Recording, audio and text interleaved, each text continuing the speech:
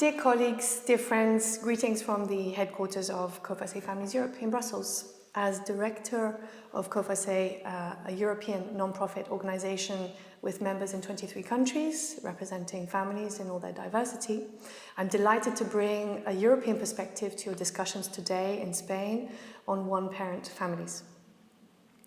According to a Population Europe brief on lone parenthood, pathways leading to lone parenthood have diversified in the last decades. Until the 1970s, most lone parents were widowed men and women and young lone mothers. Nowadays, the majority are divorced or separated parents. Although lone father families have become more common, the biggest share of lone parents are still mothers who have physical custody of their child or children, and many of them lack the financial support of the non-residential father. The role played by parents has also changed substantially over time.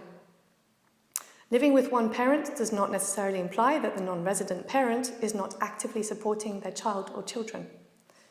More and more children move between two households after parental separation, and parents share financial, care and legal responsibilities more equally.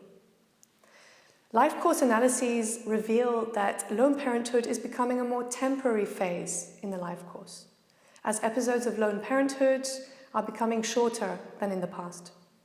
This is mostly due to an increase in repartnering and in shared physical custody of children. A major consequence is that it has become more complex for policymakers to make sure this population is not in difficult situations and is sufficiently supported by social protection systems. As concerns social protection systems and, for instance, access to childcare, the 2019 AGA Gender Equality Index, so AGA is the European Institute for Gender Equality, this European index indicates that families are most likely to report unmet needs for formal childcare services in Spain and the United Kingdom, and least likely in Bulgaria, Croatia, Czech Republic and Denmark. The AGA report for Spain, because there are country reports as well, it highlights that as the number of dual earning and single parent families grows, new needs for childcare services appear. High quality, available, accessible and affordable childcare services are essential to allow parents to stay in or join the labour market and reduce the gender gap in employment. In Spain, around 21% of households report unmet needs for formal childcare services, which is the second highest percentage in the European Union. Lone mothers in Spain are more likely to report higher unmet needs for childcare compared to couples with children. The latest AGA report shows other European trends as well. For instance, that lone parents with children are less likely to be able to afford a car, reporting no alternative mode of transport available other than public transport or walking.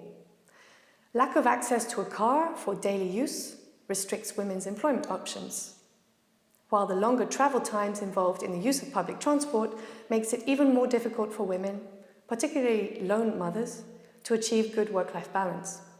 As a result, it becomes increasingly necessary to reduce their working time, with consequences for their income levels and financial independence. In terms of policy, the role played by lone parents on a country's level of poverty has recently been intensively debated. Robust research results indicate that lone parenthood is not a driving factor per se of social inequality, and that reducing its scale would not substantially reduce poverty. Family forms are much less relevant than the degree by which social policies support families in precarious situations. An OECD report published just last week on treating all children equally recommends that policies should adapt to changing family realities to account for modern family life, which is increasingly diverse and insecure. This OECD report indicates that around 17% of children in the OECD live in one-parent families, and a child in a one-parent family is 3 times more likely to be poor than in a couple family. We in the COFACE Secretariat and in the wider network across 23 countries continue to advocate for all types of families to get access to resources, services and time to be with their families, with targeted support for families in vulnerable situations. And this includes, of course, one-parent families. I invite you to consult our Families on the Edge position. I wish you fruitful discussions today, and please do link up with COFACE and its wider community online on Facebook, Instagram, LinkedIn, Twitter. Please let's stay in touch.